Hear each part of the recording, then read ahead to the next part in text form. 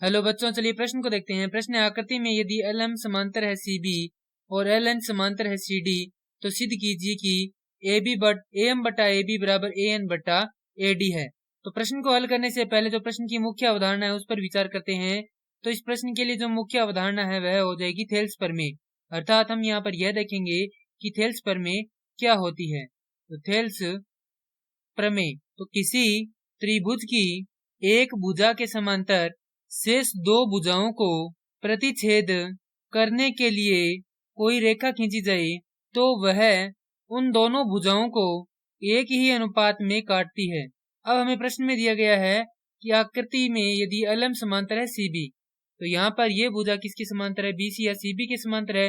तो हम देखेंगे सबसे पहले त्रिभुज ABC में थेल्स प्रमेय से, यदि इसमें थेल्स प्रमेय लगाते हैं तो जैसा कि हम जानते हैं कि चूंकि LM समांतर है BC या CB के, तो यहाँ से जो AM बटा AB है वो किसके बराबर होगा, वो बराबर होगा AL बटा AC के। ये आगे हमारे पास समीकरण संख्या 1।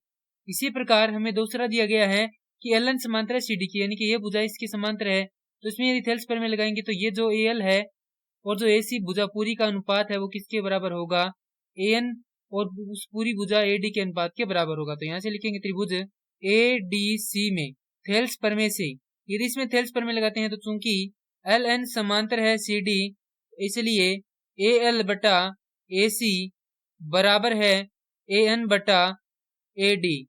ये आ गई समीकरण संख्या 2। तो यहाँ से हम क्या लिख सकते हैं, समीकरण 1 व 2 से, समीकरण 1 व 2 से हम लिख सकते हैं कि AM बटा AB बराबर है AN बटा AD, और यही क्या करना था, हमें सिद्ध करना था। तो यहाँ से लिखेंगे इति सिद्धम। मैं आशा करता हूँ कि यह प्रश्न आपको समझ में आया होगा। धन्यवाद।